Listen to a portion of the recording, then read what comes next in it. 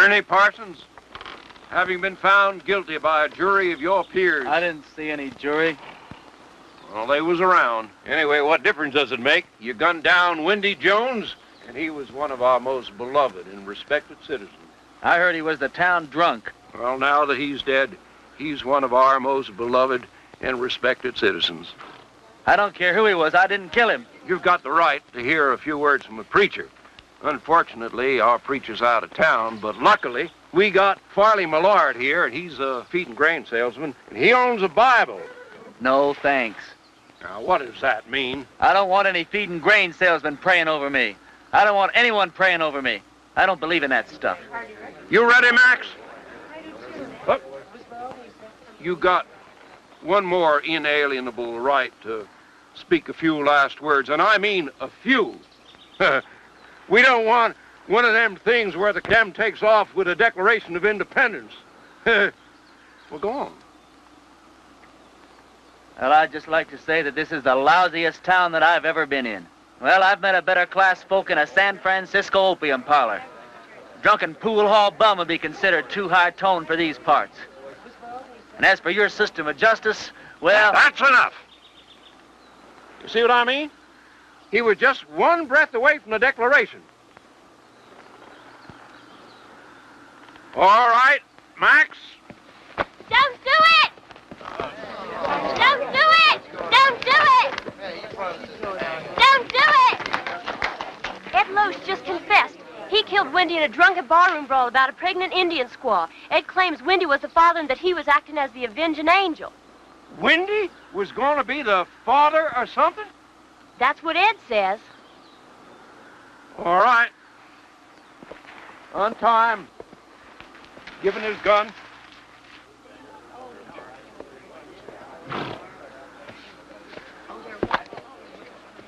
Now, that's the way out of town, son. Take it, keep on going, and don't you never come back. You heard her. I'm not guilty. Even so, we don't want no fast guns in this town. Fast guns right alongside with lepers in this law-abiding community. Can I ride back to town long enough to get some food?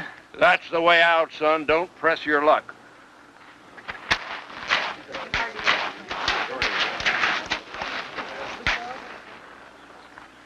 Thanks. Bye. I'm going with you. You don't have to. I'll be back. When? Whatever you do, don't leave town. Wait. Never give up hope. See ya.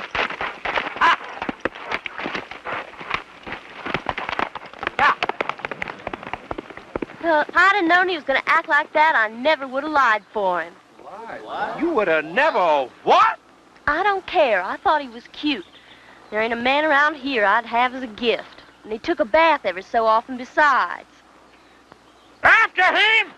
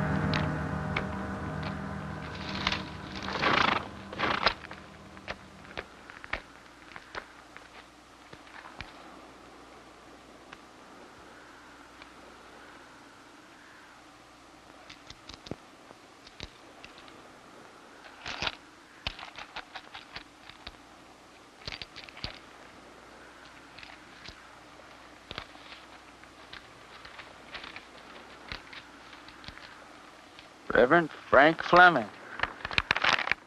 Well, pleased to know you, Frank. Dear Reverend, everybody in Castle Walk is real excited about you coming here. We ain't had a preacher here in over 3 years. When our last one left in such a hurry, he didn't even say goodbye. He was a pious man, but he had a yellow streak down his back. We're all looking forward to meeting you for the first time. We're all looking forward to meeting you for the first time? I don't know how long you'll be willing to stay, but you'll be welcome every minute of it.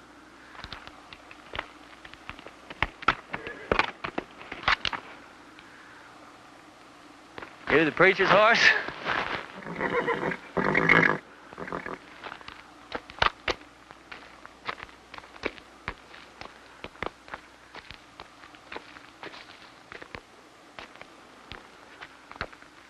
Let's see what you got, pal.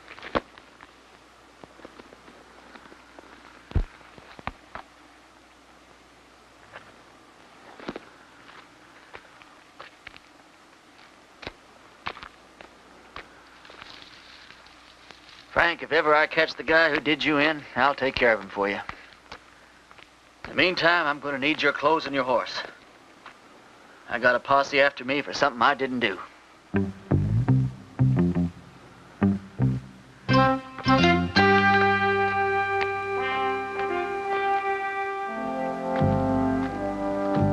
I'd say a prayer for you, Frank, but coming from me, I'm afraid it's liable to do you more harm than good.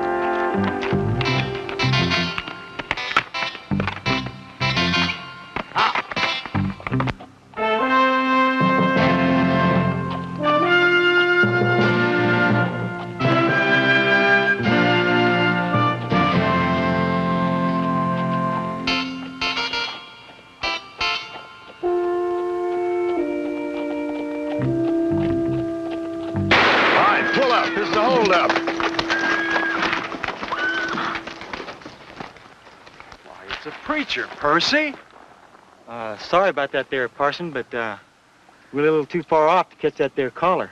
Is there anything we can do for you, Reverend? Either you boys ever heard of a town called Castle Walk? Why, yeah, it's in Arizona. Sure ain't much of a town, though. How far is it from here? Oh, about 150 miles. It's over yonder in that direction. How's your church attendance been lately, boys? You boys see that branch over there? Yes, sir.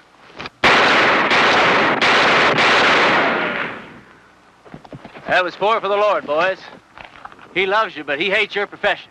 Yeah, I can see how I would. I want you boys to go and sin no more. We surely won't, Parson. As soon as we can afford not to.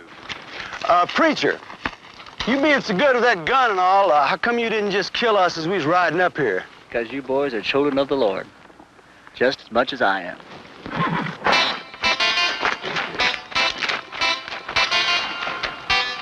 Children of the Lord, huh?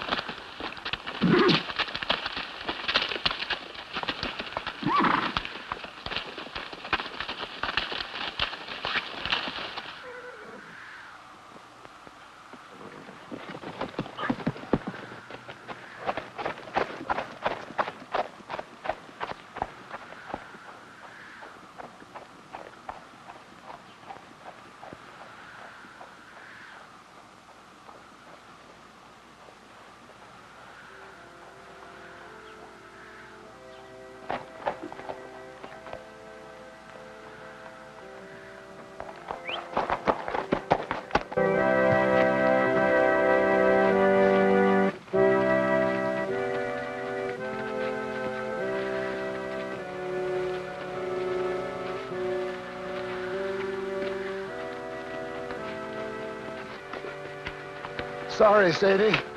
Didn't have the time to dig it no deeper. Well, I guess we better just put him in the ground and get it over with. All right. Without even a few words? Mr. Ross didn't say nothing about no words. Said we could have a burying. Mr. Ross didn't say nothing about no words. But Sam was a Christian man. You can't just bury him like a wild dog. Can't we stand up to Mr. Ross just this once? You're leaving here after the burial. We gotta stay here and live with him. All right, let's get going.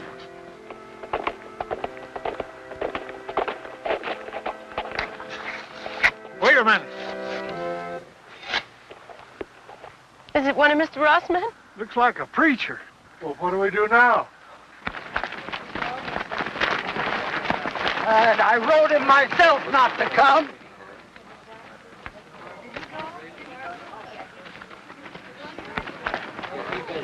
Thank God you're here, Reverend. I've done many receptions in my life, ma'am. Yours is almost unique. We were going to have to bury my husband without any proper words being said. But now that you're here... You, the Reverend Frank Fleming? That's right. I wrote you a letter telling you not to come. No, you wrote me a letter welcoming me to Castle Walk. I wrote you that letter. Yeah, but things changed. First, Mr. Ross said it was all right for us to have a preacher, and then Mr. Ross changed his mind. Gentlemen, what the hell is going on here? Reverend! The hell is a word that came straight from the Bible, folks. Now, all I know is we've got a heartbroken little widow here. You did say you were the widow? And these are my children.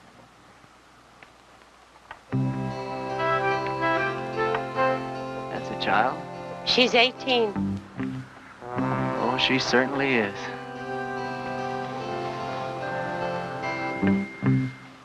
Well, first order of business as I see it is to get this poor man put decently into the ground.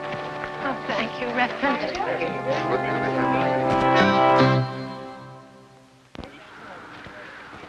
Oh, I don't know what Mr. Ross is going to say about this. I haven't been here 5 minutes, and I'm already sick to death of Mr. Ross. Come on, let's bow our heads. Don't you have a Bible, Reverend? Oh, I probably do in my saddlebag. Here, you can borrow mine, Reverend.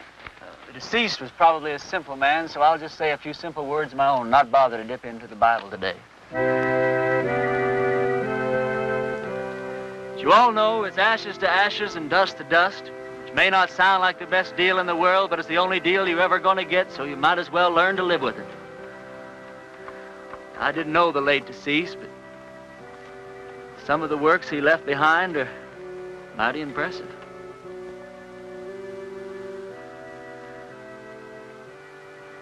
Well, what did he die of? He was shot in the back.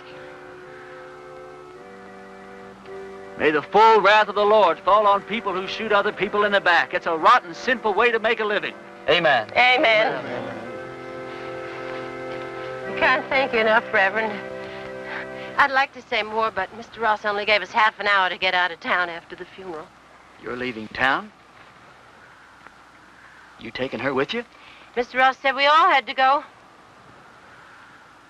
Who is this Mr. Ross? He's a mean, miserable, murdering thief, and he runs everybody in this part of the country. There ain't a soul of us that had a single, solitary, happy day since he rode in here and took over.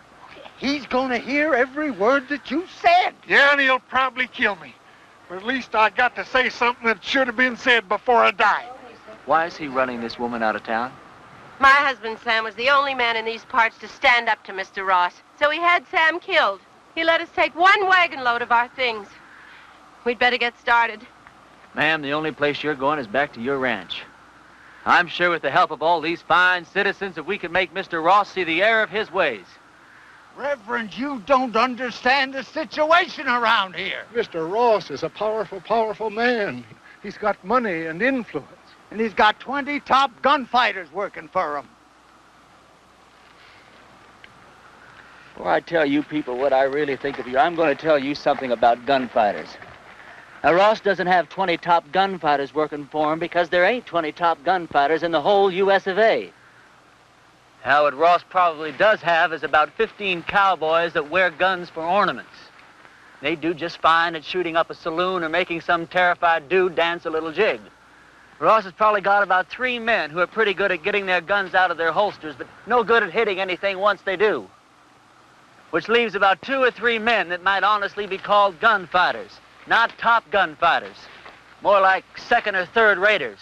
So you see, you folks have been letting yourselves be rousted around by a bunch of two-bit yahoos. How come you know so much about gunfighters, Reverend? The Lord's work takes one to many places in many climes. Matthew 31. There ain't no Matthew 31. Well, there ought to be. Widow, I want you and your family to get in the wagon. I'm going to drive you home. You're going to sit next to me. Oh, I don't know, Reverend. Ma'am, you don't look like the kind of woman that would back away from a little fight. Where's your faith? My faith is in good shape, Reverend. And if you're willing to take the risk, so are we. Get in the wagon, kids. Us and the Reverend are going home.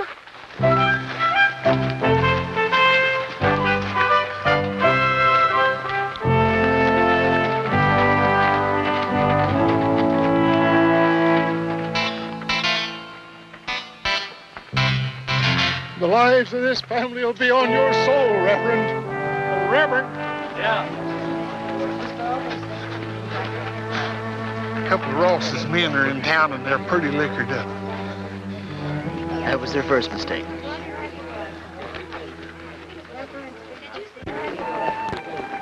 You ride my horse, son. Okay.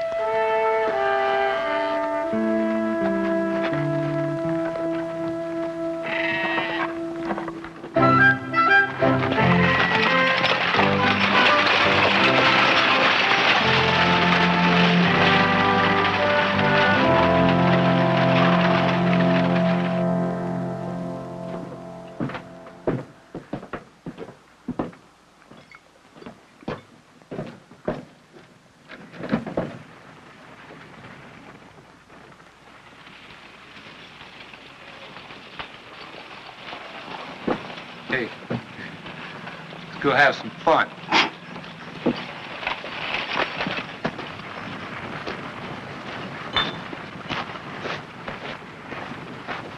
Remember the children, Reverend. Those are just two of the cowboys, ma'am. Who? Where do you people think you're going? Where's the place that Ross would least like us to go? I'd say her ranch. Well, that's exactly where we're going. Wait till Mr. Ross hears about this. Mr. Ross is a skunk of doubtful parentage. Mr. Ross is so low he could walk under a rattlesnake's belly wearing a high hat. And that's what I think of Mr. Ross without ever having met the man. Now, that was indecisive, cowboy. Could have very easily cost you your unimportant life.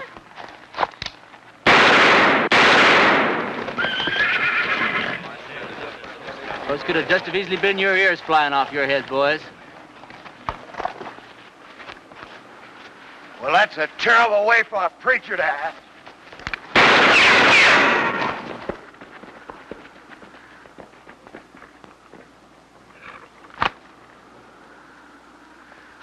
The Lord wants someone to move. He wants them to move.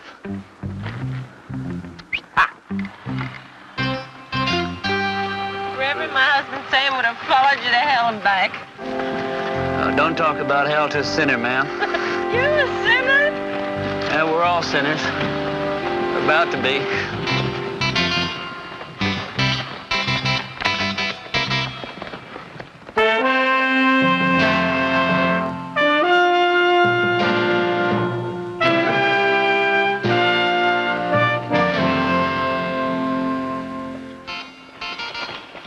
All right, kids, as soon as we stop, I want you to get the wagon unloaded. I want to get this family settled in before dark. You don't mind if I order your kids around a little, do you, ma'am? Reverend, you can do anything you want to. Reverend? Reverend? Oh, yes, ma'am. Reverend, this hole in the back of your coat, it looks like a bullet hole. Well, that'd be my guess, ma'am. You guess? How could a man be shot in the back and not know it? Well, I was carrying that coat over my arm when the shooting took place.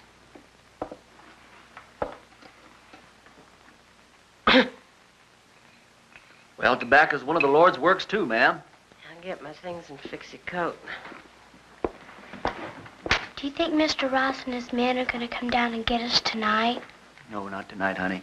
I'd imagine that Sunday in church would be where he makes his first play. Aren't you scared at all? Oh, I'm scared, all right, Sally. But not the kind of scare that'd make me knuckle under to the likes of that Ross.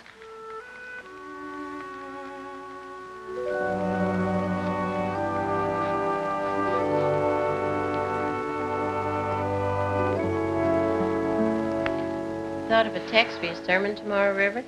Tomorrow? Tomorrow's Sunday. I've lost all track of time the last few weeks. What do you think I ought to preach about? I thought you said the sin of cowardice. Yeah, that's not bad either.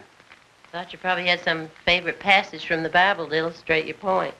Oh, I do. Several of them, as a matter of fact. But what's your favorite passage from the Bible that would illustrate that point, ma'am? I think it would be Luke 12. Christ says, "Do you think I have come to give peace on earth? I came to cast fire upon the earth, and wooded were already kindled." It says that in the Bible? Well, I told you, Luke 12. Oh, Luke 12. Yeah, that Luke, he really knew how to turn a phrase, didn't he?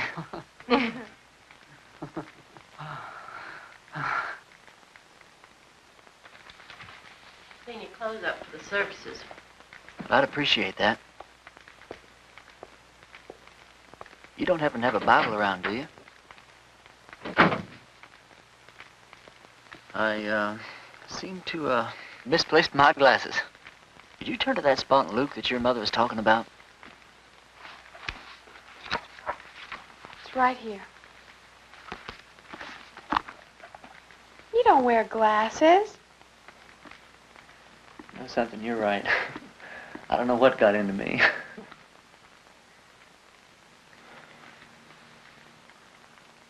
Well, good night.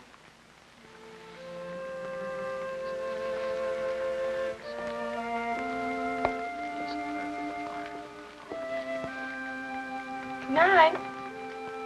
Night.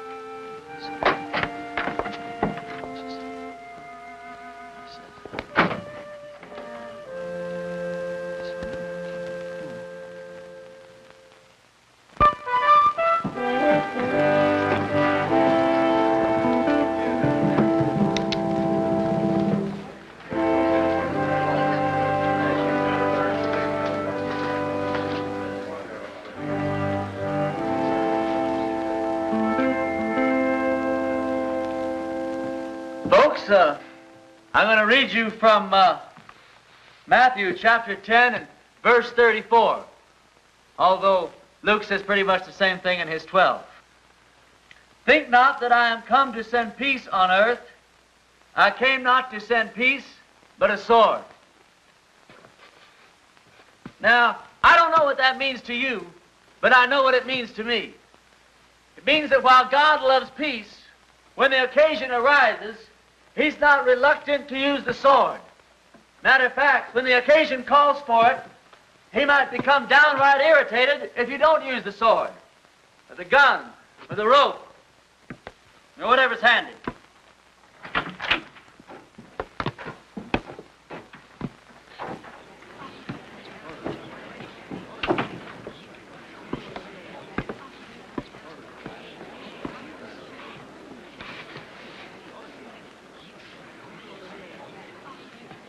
You folks have had a cross to bear here lately, and his name is Ross. They say that people get the kind of lives they deserve, and I guess they do. But when men won't fight for their wives, women, and children, and when their women won't make them fight for what's right, then these people don't deserve any kind of lives at all. That's exactly what you got.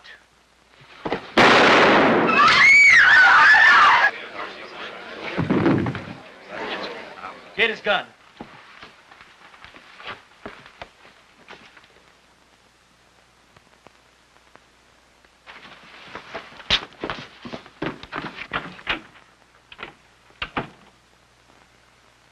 Never done it? I don't think you could possibly realize what an awful thing it is to kill a man. I don't know who God must be mad at the most. That man for wasting his life at the order of some tin-horn dictator. Me for having to do this thing in his own house. You people haven't quit before the fight even got started. I haven't got the heart for any more church today, that's all.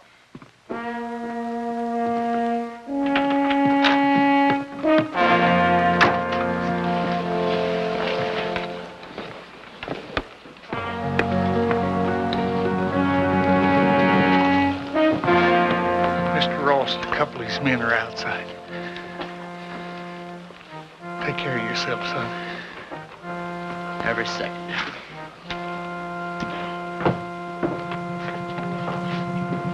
Bring that body outside.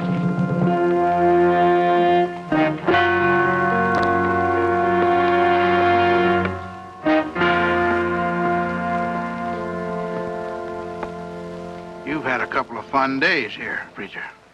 Well, I tell you, Ross, The name is Mr. Ross. The name was Mr. Ross. Now, you hear me good, Ross. Either those two men go for their guns. I'm going to go for you first. I think I can take him, Mr. Ross. Don't think. Here's your chance, boys. Either you holding any grudges against him, draw on me, and I'll kill him for you. If we go together, we can get him. Before or after he kills me. You don't look all that fast to me. Shut up.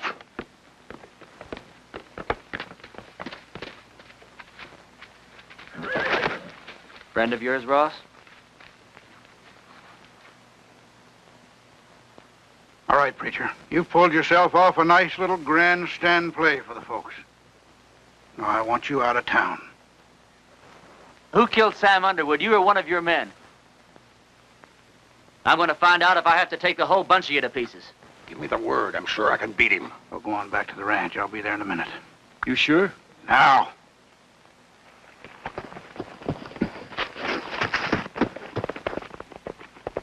That's the way I like it. Man to man. Do I make the first play or do you?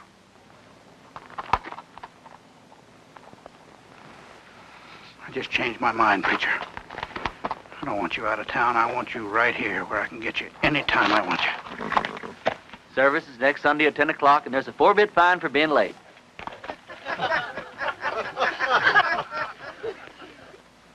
You wouldn't shoot me in the back, would you, preacher? Like that.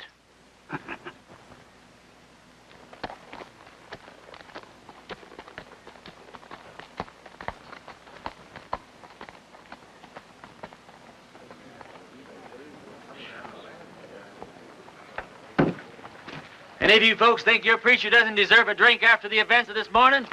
Well, we just don't believe in the same God, that's all. Some of you boys plan him, will you? Don't you feel a little strange having a drink with your preacher on a Sunday morning? No. How come? You know, about 10 or 12 years ago, I took a trip up to Cheyenne. Come across this altercation between a 19-year-old kid and one of the top gunslingers in that part of the country at that time. This kid, he didn't want no part of the fight, but this gunny was drunk. And he kept at it, and finally the kid had to go for his gun or get blasted right there in his tracks. It was plumb pitiful. How? This kid was the fastest thing I ever seen. Caught that gunny flat-footed. Why, he was dead before God got the news. I inquired around, found out this kid's name was Ernie Parson. Ernie, what are you doing here in Castle Walk dressed up in that preacher's outfit? It's a wrong guess, Billy. You know, once you've seen a top man handle himself in a gunfight, you never forget one little detail. What do you want for, anyway? Doesn't matter. I didn't do it. They'll hang me just like I did if they catch me. Did you kill Frank Fleming? Oh, of course not. Came across his body in the hills, and he was already dead. I was half starved, no place to go, so I took his clothes and horse and came here. All right. I'll ride back to the ranch, tell the widow and the kids goodbye, and then I'll move on. Why, Lee, you're the answer to our prayers, Ernie. No, I'm not, Billy. Don't let these clothes fool you. God moves in mysterious ways, boy. Not that mysterious. Look, Billy, what I'd like to know is if I do stick around here, how much help can I count on from these God-fearing people? Almost none. Almost none? None.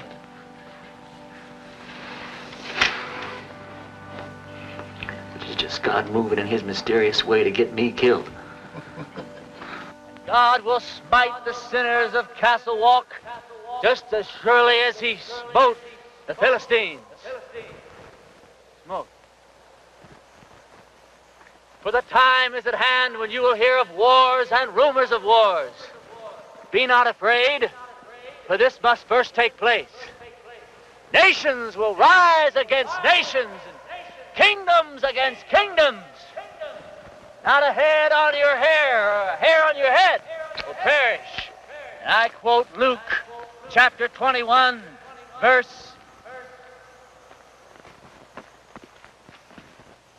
Luke chapter 21 and verse 23. For there shall be great distress in the land, wrath upon his people.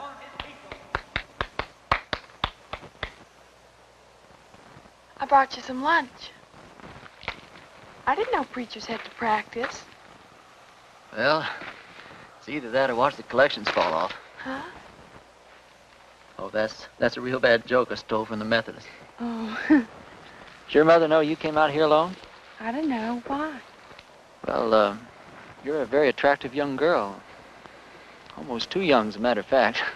Most of the girls around here are married by the time they're 13 or 14. 13, huh? Well, I'll have to look into that. Why? They're the lucky ones. Even if they don't get a trip to Phoenix out of it. Is that the price of marriage around here, a trip to Phoenix? No, but it sure doesn't hurt. Look, do I have to keep on calling you Reverend? Oh, no. Call me Ernie. Ernie? My full name's Frank Ernest Fleming. All my good friends, they call me Ernie. Is there anything in your faith against marriage? No, not in my faith.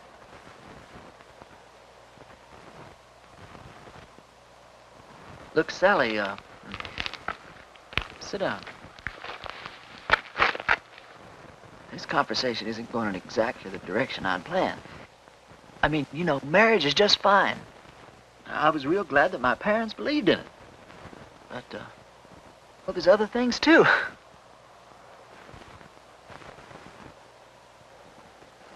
You don't know what I'm talking about, do you? I know what you're talking about.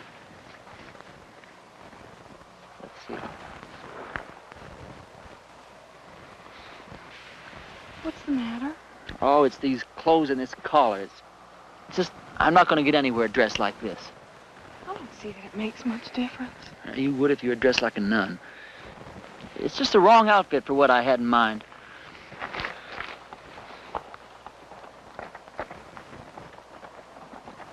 Hey, preacher, I gotta talk to you. Hi, Sal. Hi. It's real important.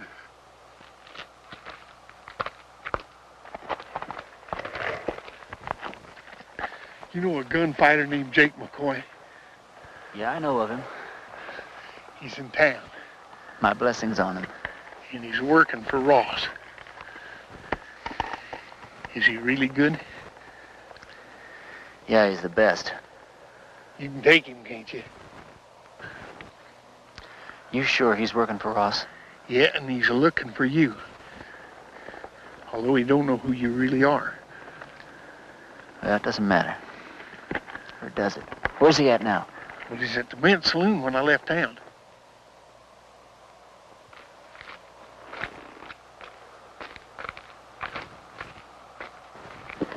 You're going to have to ride back to the ranch alone. We didn't get very much accomplished today, did we?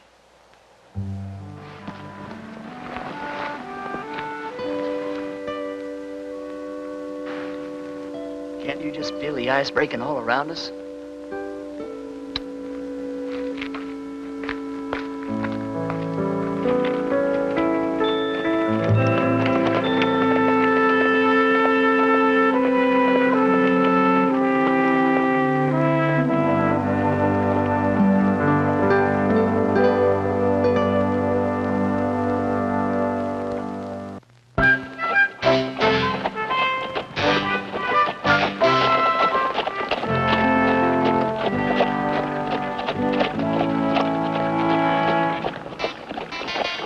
Well, this is your last chance to ride on out of here. Forget about the whole thing. I can't. I don't know why, Billy, but I just can't.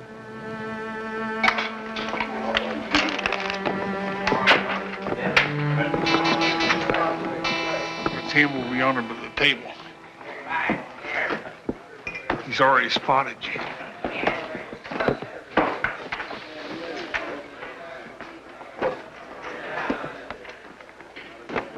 Hello, Jake.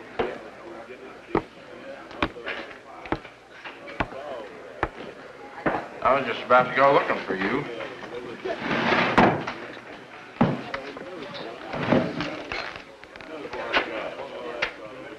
You ever run into Ernie Parsons anymore?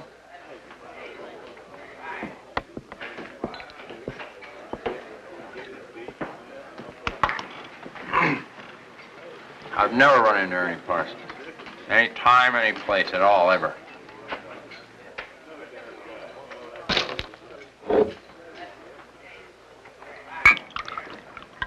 You have now. You?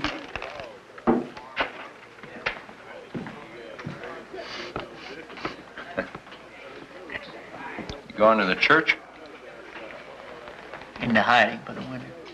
Oh. I always heard you were kind of smart. I never heard that about you.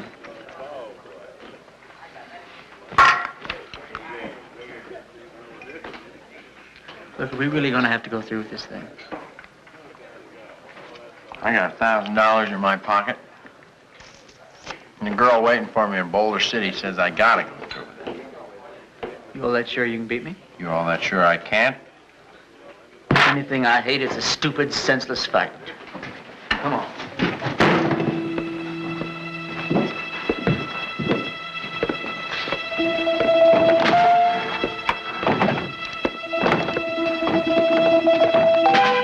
Well, how do you want to do this? Billy, when we get in position, flip a coin. When it hits the ground, we go for our guns, all right? All right. Jake?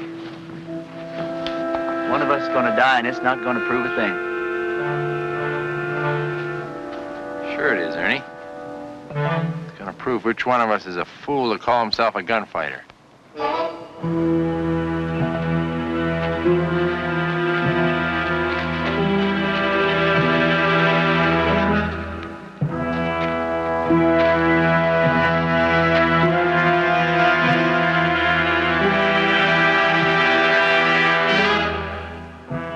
Boys ready?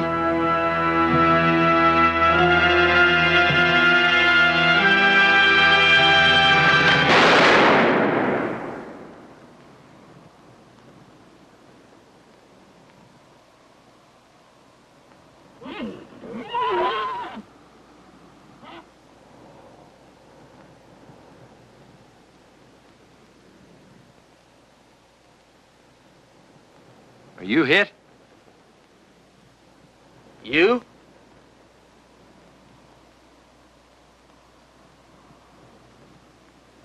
Did you ever miss from this distance before?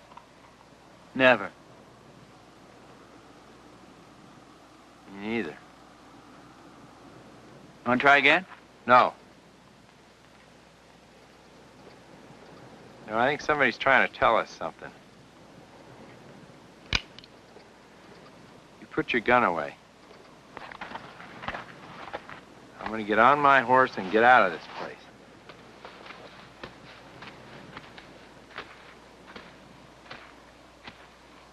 I beat you, you know that, don't you? Oh, no, you didn't, and you know dang well you didn't, Jake. You gonna give Ross his $1,000 back? No, I'm late for my date.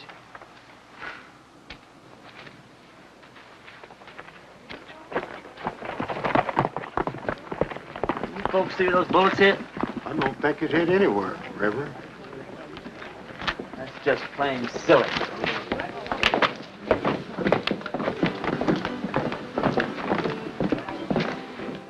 Hold on.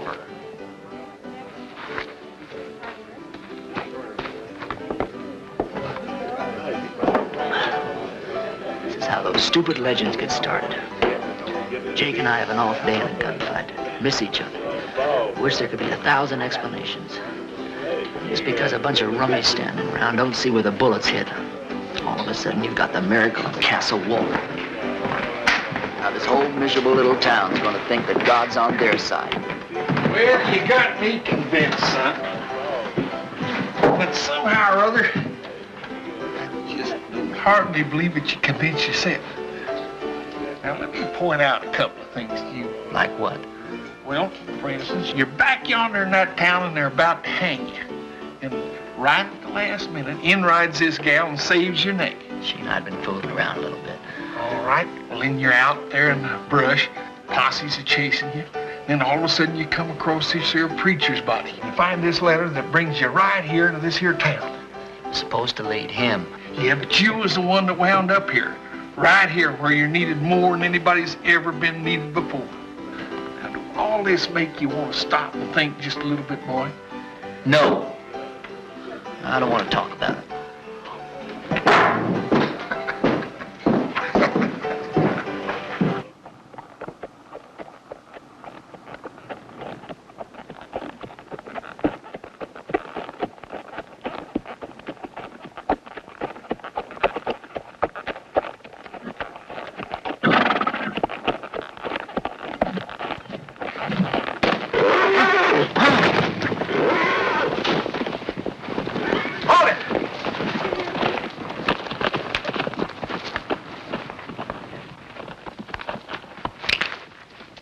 You should have listened to me when I told you to get out of town. You shouldn't have backed down in front of me the other morning either.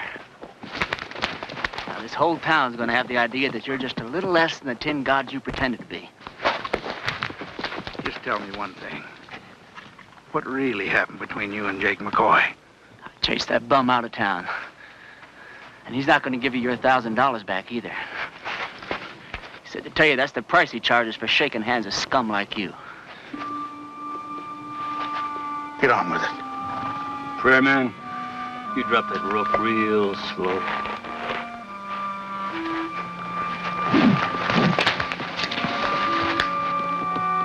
Drop it.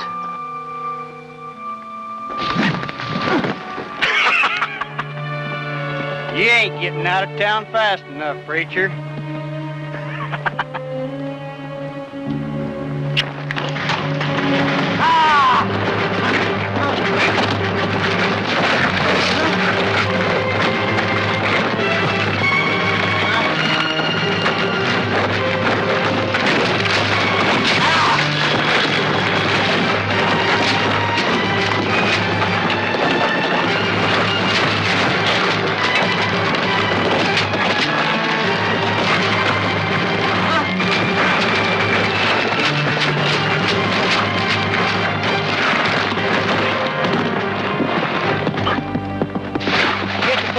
Preacher?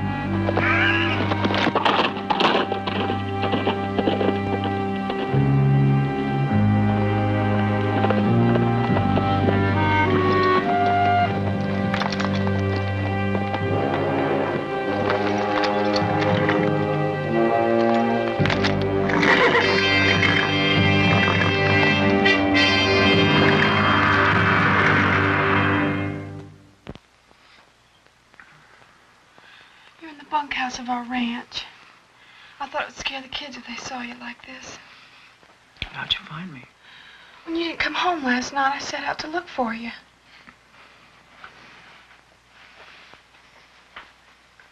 You stripped me down? I'm a ranch girl with brothers. Don't make a big thing out of it. You're something brand new in my life, Sally. Are you strong enough to get up and get dressed and get out of here?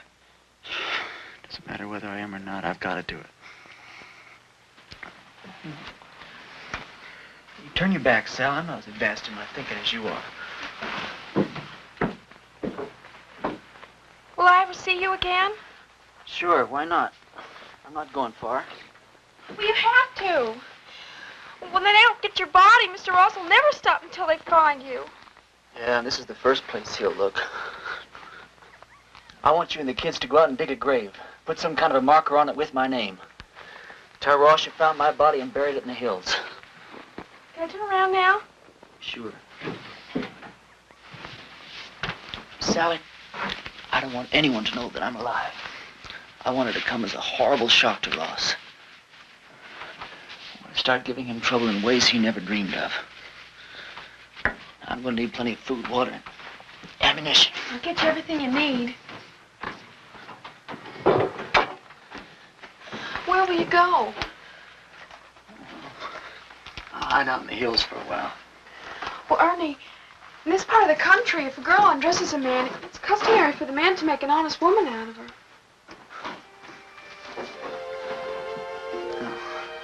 I'm sure that's true in every part of the country. If I live through the next little while, well, we'll have a serious talk about that.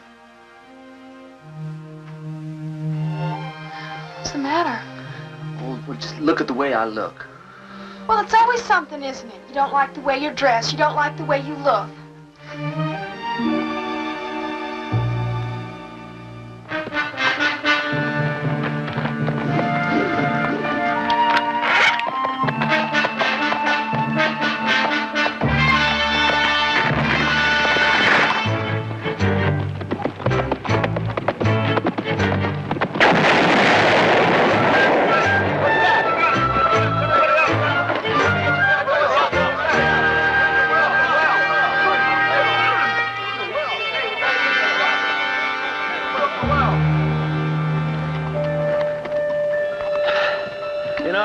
There's a bunch of outlaws operating up in these hills.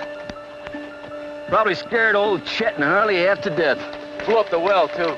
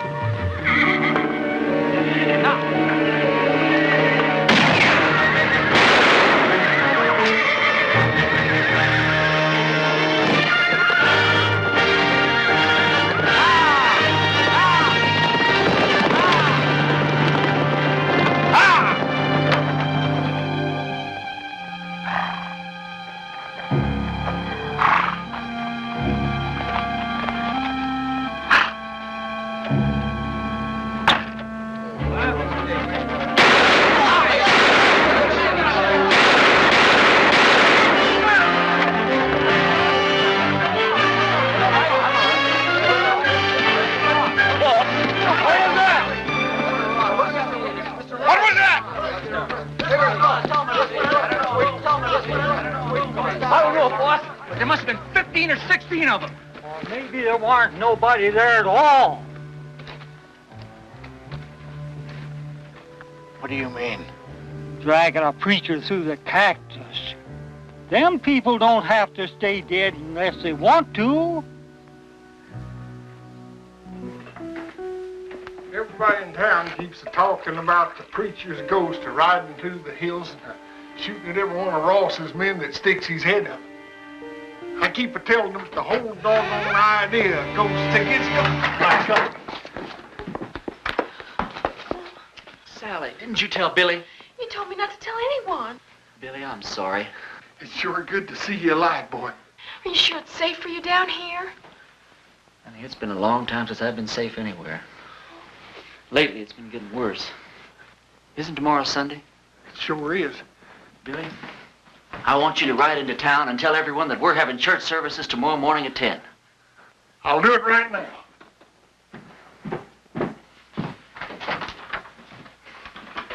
Sally told you our plans, ma'am? Yes. You have any objections? No. Ma'am, has it occurred to you that, well, Sally's liable to end up one of the youngest widows in these parts? Mary Mert's only 14 and she's been a widow 2 years. Besides Mary Mert. No, Grace Dorothy only been married a week and a half when her husband fell down a mine shaft. You know how old she is. Sally, could we take a walk outside? Will you excuse us, ma'am? Sally, the reason I brought you out here is, well, one of the reasons. If we're going to be husband and wife, then you've got a right to be in on the decisions that affect the both of us. You understand? Now, if I stay here and fight it out with Ross and his men, the chances are very good that I'll be killed.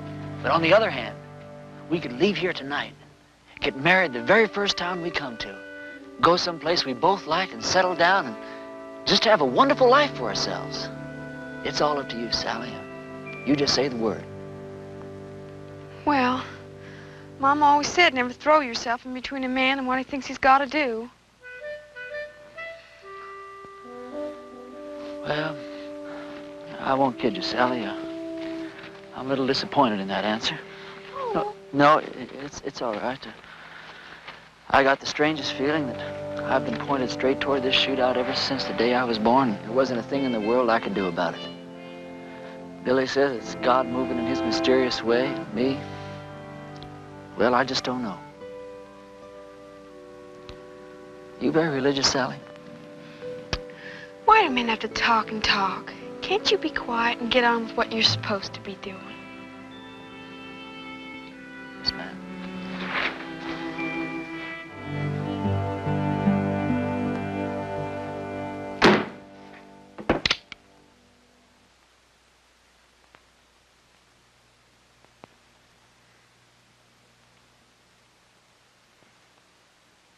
Folks, I'm here today as your preacher and as God's representative. As your preacher, I've stood up to your enemies for you, and all it's gotten me so far is a lot of bruises and a bunch of cactus spines.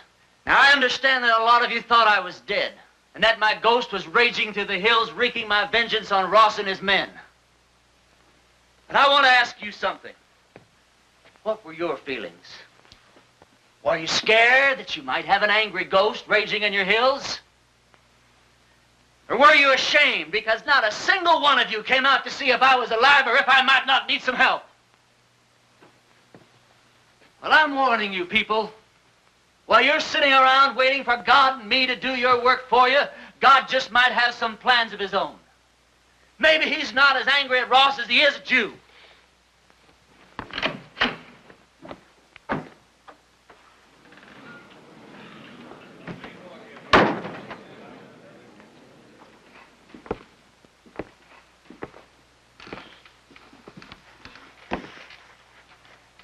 I'm not armed. Billy, go outside, take a look around. I came alone. Go on, Billy. I just thought it was time that all this foolishness came to an end.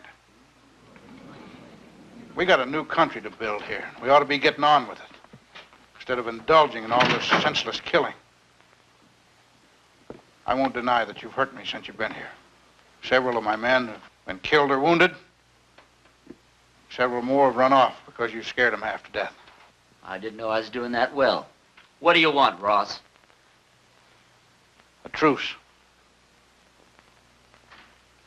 A chance to get on with our lives.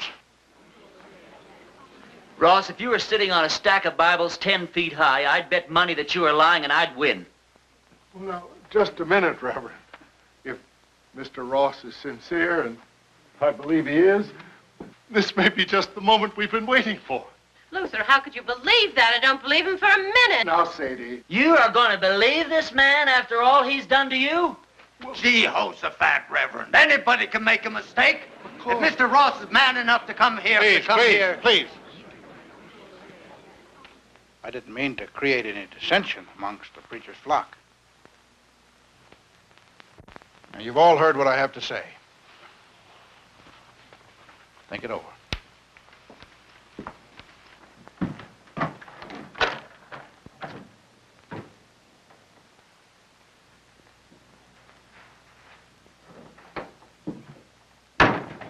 Well, I think we ought to accept the proposition. Well, I think you're right.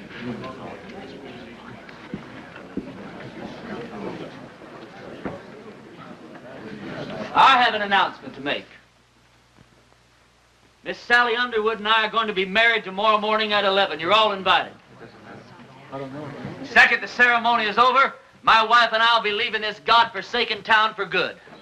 The ceremony won't take place here in the church. It'll be at the Mint Saloon. You can say what you want about those people at the Mint, but they know why they're there and they do something about it.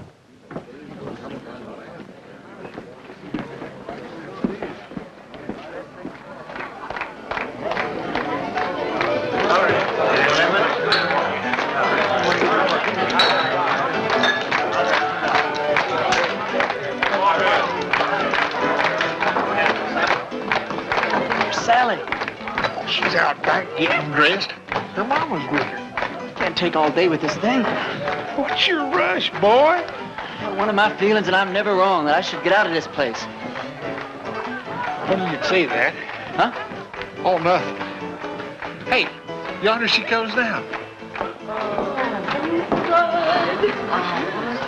Oh, you're beautiful. Come on, everybody.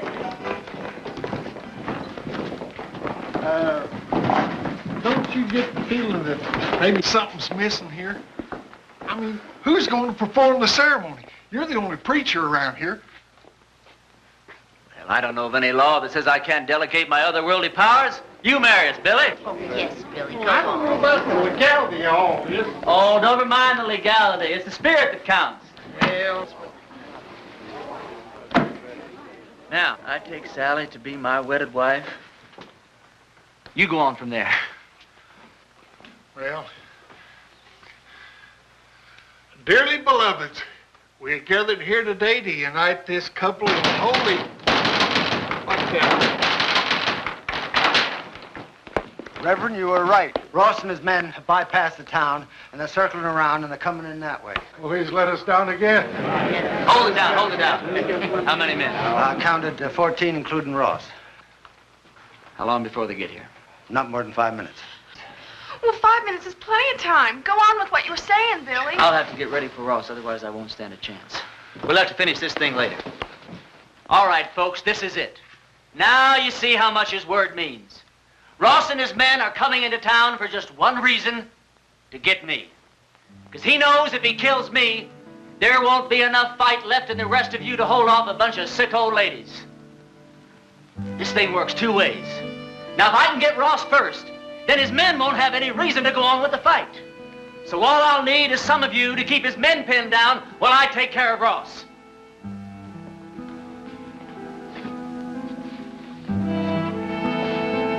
But the women and the children... You don't even have to come out in the open. You can shoot from the windows or from the roofs.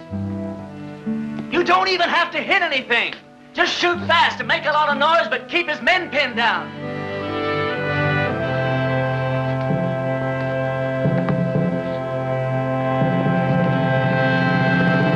Blame it, Reverend, I'm with you. Give Ma and me a couple of rifles. Well, you said we didn't have to hit anything, just make a lot of noise. You don't think I'd take a chance with you, do you? Come on, Billy. Give me the keys to the hardware store. Barbershop. I don't hate you people. I guess you just can't help the way you are. Well, I ain't gonna be that easy on you. Ernie, there's something else that you ought to know about. I'd have told you sooner, but, well, I didn't want to spoil the wedding. That sheriff that wanted to hang you, he's here in town. Where? Over at my place. I told him I was the sheriff here. It's one that I got off our last late sheriff. Anyhow, I told him if he'd wait there while I'd round you up and bring you into him. How'd he find me? Oh, him and that posse come across Frank Fleming's body. One of them old boys knew Frank, and they figured that you'd switch clothes with him. Well, if he wants me, he's just going to have to get in line behind Ross and those other 13 men. You take the barbershop. Ernie, when this thing's over with, though, you got to get out of town. That's all there is to it. Billy, what the hell makes you think we're going to live through this thing?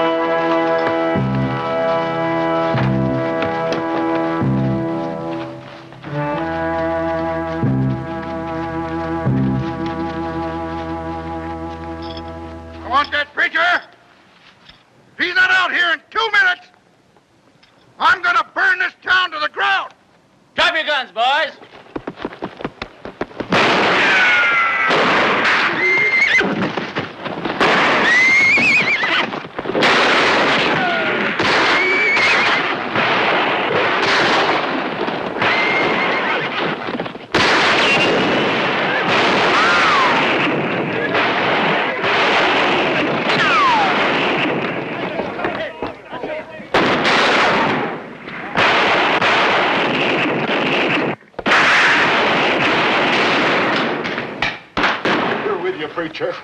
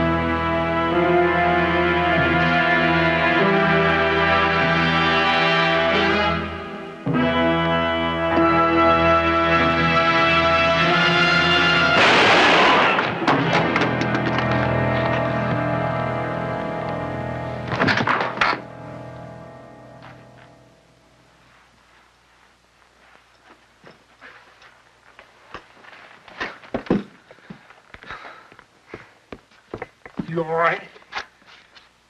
Barely. Listen, all you Ross's men. Ross is dead. And anyone who keeps on fighting is going to have to stand trial. How do we know he's dead? Because I'm alive. All right. You heard the man. The sheriff's going to be down here to find out what this is all about. Yeah, I know. Billy, get my horse and meet me out back, huh?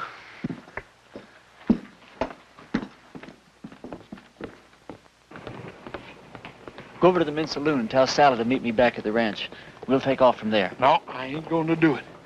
I'm a dang fool for going along with this thing as far as I have. And I ain't going to go no further. What are you talking about?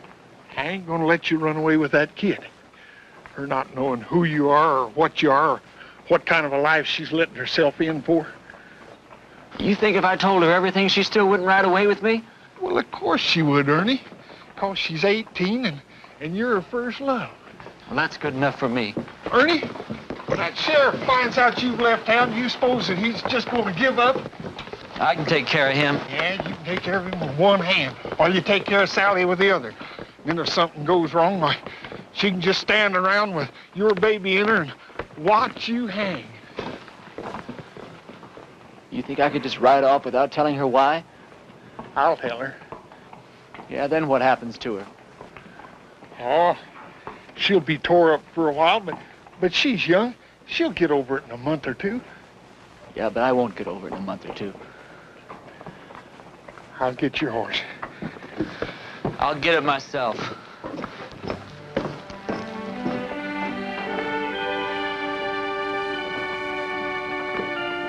Ernie,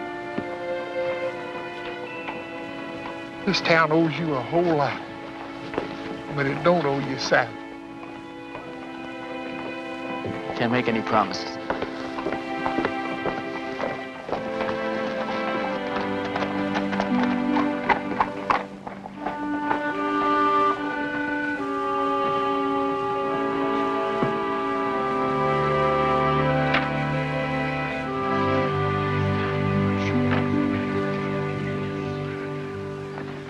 He's all right. He's not hurt, and he'll be here any minute. Damn it.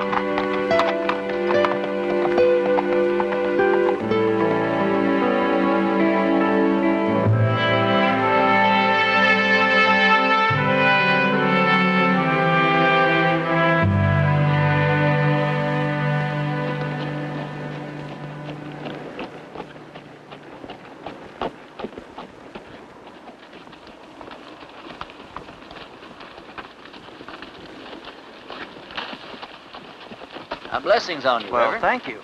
Ernie, do I know you? No, I don't think so. And how come you know me? Because I know every preacher in this part of the country, and you're not one of them. And I've been hearing about a gunfighter named Ernie Parsons and some interesting goings-on in a town called Castle Walk. Well, don't believe everything you hear, Reverend. Oh, I don't. That's why I'm on my way to Castle Walk right now, to investigate these wonderful stories. Maybe you should get them a real preacher now. They seem very happy with the one they had. They had a gunfighter, not a preacher. God moves in mysterious ways. You boys sure do hammer away at that phrase, don't you? You really going to Castle Walk? I sure am. When you get there, would you give these to a girl named Sally Underwood? Tell her they're just from an unknown admirer that thinks certain girls should have a trip to Phoenix, even if they don't get married. All right. Ernie, did you ever think that the things that happened to you in Castle Walk might be your call to the kind of work you've been destined to do? Reverend, I didn't solve the problems of Castle Walk by praying them away. I did it the way I always do, with a gun. Did you ever hear of a call coming that way? But you left it a better place than it was when you arrived. You're a nice guy, Reverend, but no thanks. I'll be seeing you, Ernie.